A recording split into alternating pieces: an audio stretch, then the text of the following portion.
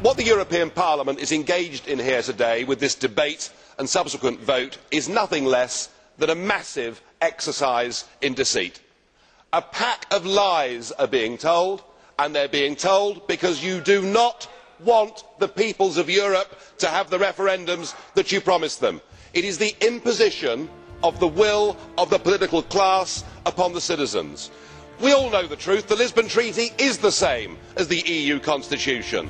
Exactly the same number of new competences, exactly the same number of surrenders of veto. It is virtually identical in every regard, and it is constitutional because it gives this European Union a full legal personality, but worse still, it gives it the ability to amend itself in the future without having to refer to more intergovernmental conferences. It gives the EU the ability to legislate over literally every single aspect of our lives. I'm told, though, I shouldn't worry because the flag and the anthem have been dropped. Well, pull the other one. There's a great big flag at the front there. It's nonsense. It's all part of the lie. The truth is that you are too chicken to have a referendum. You don't want to hear the voice of the people, and now you resort to totalitarian means to get this treaty through.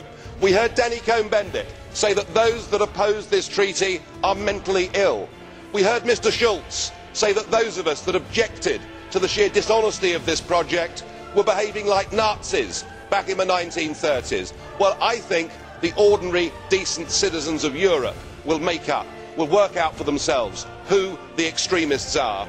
And I must say, I wish the people of Ireland, I wish those that believe in democracy, every success in a couple of months' time, and I hope they send a large, resounding no, and I hope the voice of the peoples of Europe will be heard, not that of just you, the political class. And you may be complacent today, but you are increasingly being held in contempt.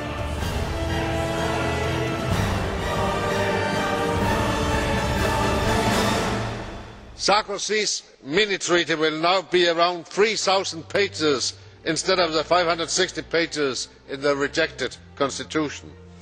The majority has the right to endorse the treaty, but you have no right to refuse a normal parliamentary scrutiny of this Lisbon Treaty. I have asked more than 700 serious questions on the interpretation of the different articles. You don't know the answers. You approve secrecy instead of transparency. You approve a reduction of parliamentary democracy instead of insisting on this Parliament's right to represent our voters, scrutinise on behalf of our voters, question the executive on behalf of the 500,000 citizens we represent.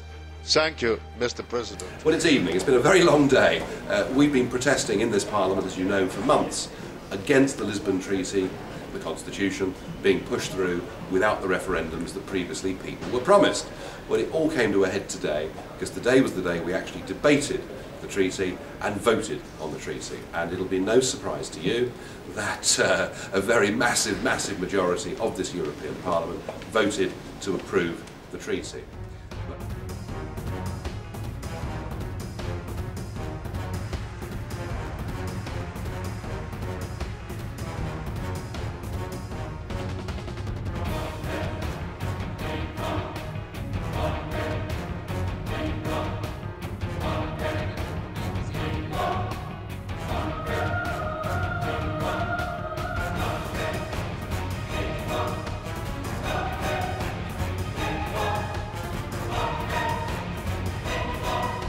We'll vote. The vote is open. Has everyone voted? The vote is closed. 499 against, that's rejected. We of course protested against this, and the theme for the day was that they were too chicken to hold a referendum. So in the chamber, the UKIP MEPs all wore these t-shirts saying too chicken for a referendum, and outside we had some staff who were also protesting.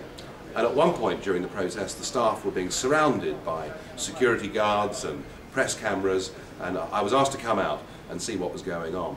And I went out, and yeah, it was getting a bit heated, it was getting a bit aggressive. Yes.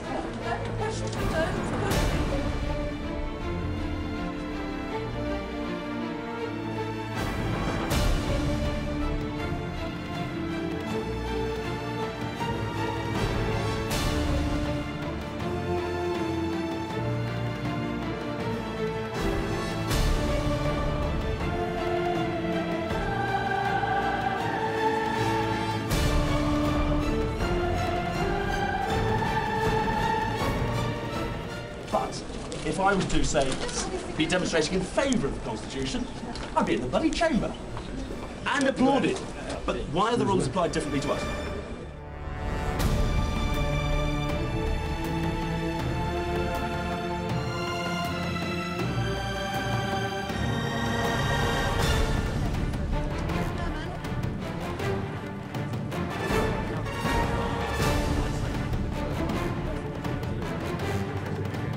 Can't wear a chicken costume anywhere in the EU anymore. No one's been arrested Maybe yet? it's in the treaty. No. But we don't have to. Not yet. They will be. They haven't. If you're in Britain, you can protest. Everybody has to sign it without. You can protest on any issue you like in this Parliament, and that's fine. You can wear death masks and protest against nuclear energy. All of that's fine. But if you criticise the European Union and you want referendums in member states on this treaty, they will fine you, they will arrest you, they will do God knows what. And in the middle of all of this, one of the veteran correspondents who's been here for 20 years, a man by the name of Jim Gibbons, who does clips and outtakes for the ITN network across the country, interviewed me and asked me what was going on, and I said that the treaty was going through and that they were beginning to behave in a totalitarian manner, that we've been accused of being mentally ill, we've been accused of behaving like Nazis, and this from people who call us the extremists. Well, that was the interview, and you would have thought that was fine. As I turned my heels and walked away, the head of the European Parliament's audiovisual service turned to this veteran journalist and said, I don't want you to use that clip. Parliament services, meaning the cameraman, are not here to record dissent. It was a deliberate attempt to censor what was put out from this place. Now, fortunately, a correspondent, a senior correspondent from the BBC was close at hand, and she said, well, if that's how they're going to behave, if they're going to regulate our input, the BBC will withdraw from the European Parliament. Well, since that time, there's been a climb down, and the audiovisual unit have apologised and said that they simply overreacted in the heat of the do what you like. But if you criticise the European Union, and in particular, if you criticise them for breaking their promises not to put this constitutional treaty to a referendum, you get treated badly. These people are being carted off. We've got members in there who are going to be tomorrow fined and suspended from the chamber. There's no opposition allowed. So frankly, they're using totalitarian tactics.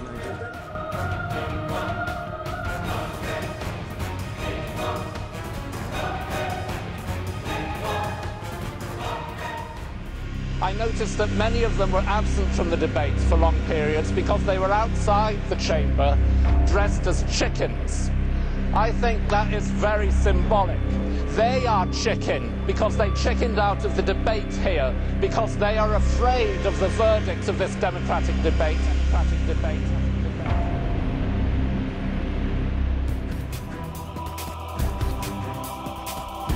But I will tell you this, from what I've seen in this place over the course of the last few months, they are becoming totalitarian in their instincts. They cannot abide, they cannot bear opposition of any kind. It looks like we're going to be denied a referendum, I'm afraid, on this constitutional treaty, which means what we've got to do as a party is to get ourselves ready for the European elections in June next year, which may be the only opportunity we'll ever get to send a message.